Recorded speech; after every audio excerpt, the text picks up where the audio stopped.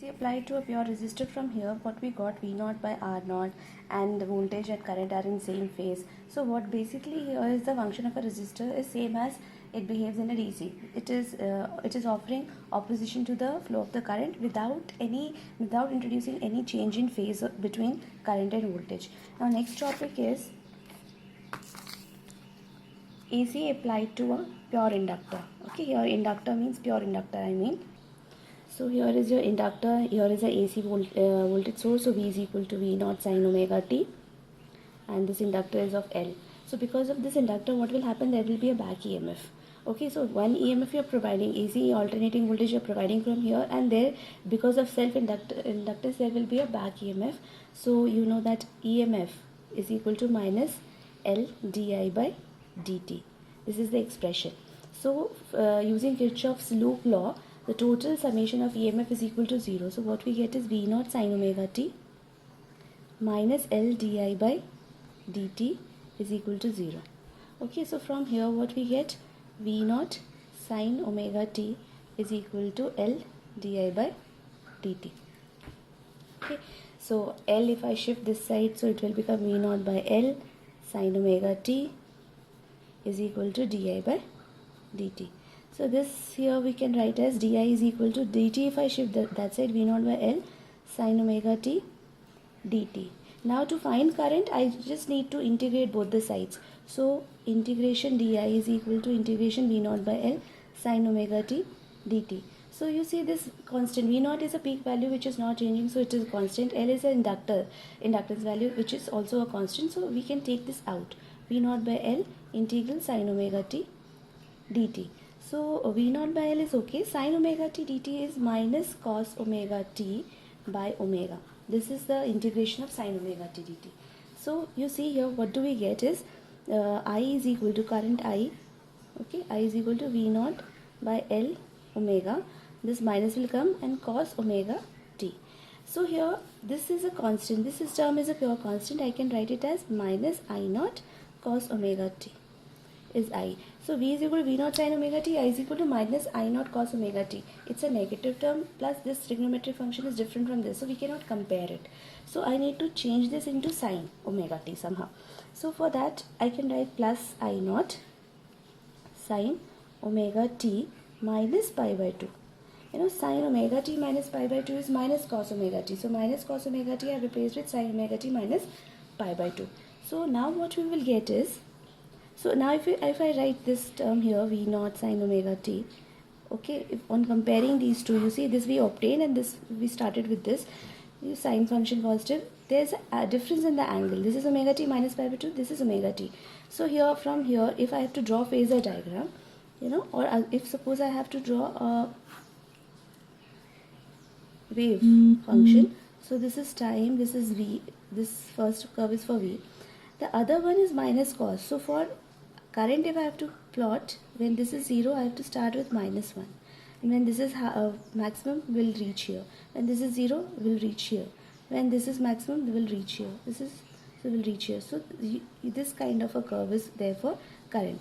So there is a difference, you know, there is a lag, or there is a phase difference. We can say there is a phase difference. So this way you can plot, this is a minus cos curve.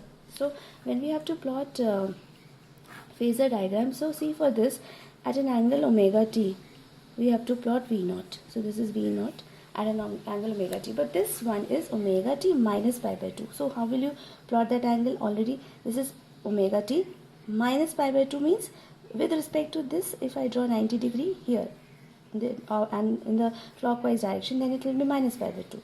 So this angle will be omega t minus pi by 2. Okay, and this, so this is the angle in which current is there, I0. Okay, so what is the angle? So you see what is the phase difference between voltage and current? Phase difference is of 90 degree. Okay, phase difference is of 90 degree. This angle is omega t minus pi by 2, and this is in second quadrant. So see, if voltage leads, okay, voltage leads current, or you can say current lags voltage, and there is a phase difference of pi by 2 between voltage and current. Okay, now come back to this expression, you know, I0. So what I have taken, I naught is equal to V naught by L omega. You see this expression? So I took I naught is equal to V naught by L omega. Now using dimensions or using units, this is ampere, this is volts.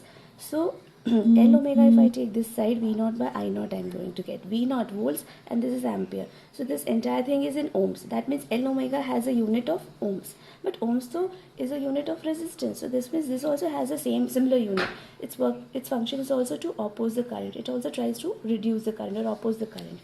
So this term is known as, we name it XL. XL is inductive reactance. Inductive reactance. Okay.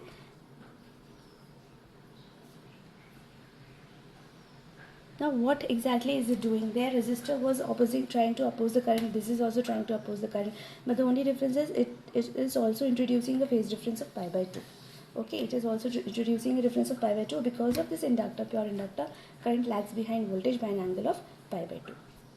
So inductive reactance its unit is ohms. Okay, now what about the power consumption? So average power consumption, if you have to find, so average power is equal to instantaneous power, which how do we get? P instantaneous dt 0 to t upon 0 to t dt, which becomes P instantaneous dt 0 to t upon total time t. Okay, now P instantaneous, if you have to put, so we can use formula I square R, or you can also use VI formula. So I'm going to use VI. So I'll multiply these two at any point of instance. So this t I'm writing here, and then I get in 0 to t I naught sine omega t minus pi by 2 V naught sine omega t dt. So I naught V naught can be taken outside because they are constant. So I naught V naught by time period integral sine omega t minus pi by 2 is minus cos omega t, and this is sine omega t. Okay, dt 0 to t. This minus also I can, if I want to, I can write it outside. Otherwise I'll leave it. V naught I naught upon t. Okay, and this integration, I'll keep this minus here itself. So this becomes in cos omega t sine omega t dt. So if I multiply with 2 and divide by 2, so 2 sine omega t cos omega t dt, and here I am dividing by 2. Okay, so this sine 2 omega t cos omega t becomes sine 2 omega t. So I got V naught I naught by t minus half. This becomes sine 2 omega t dt 0 to t. Okay, so 0 to t, okay fine. So I'll write V naught I naught by t minus half. This will become minus cos 2 omega t upon 2 omega 0 to t. This minus will become plus V naught I naught by t. Okay, so half, and this 2 omega also if you bring out, this will become 4 omega, and cos 2 omega t, when we substitute limits, cos 2 omega capital T minus cos 2 omega 0 0, cos 0. Okay, so V naught I naught by t 1 by 4 pi. 2 omega t is 4 pi, cos 4 pi is 1, and cos 0 is also 1. So what do we get? 0. This P average is equal to 0. So what is the average power in case of a pure inductor? 0 watts. And that is the reason that we call that wattless current flows in a pure inductor. What is a wattless current? Wattless current, see what? Wattless current. Okay, wattless current is a current which flows in an electrical element in which average power loss is 0, and it is because of the phase difference between voltage and current, phase difference of pi by 2 between voltage and current. So whenever there is a phase difference between voltage and current, phase difference of pi by 2 between voltage and current, then the current is said to be wattless.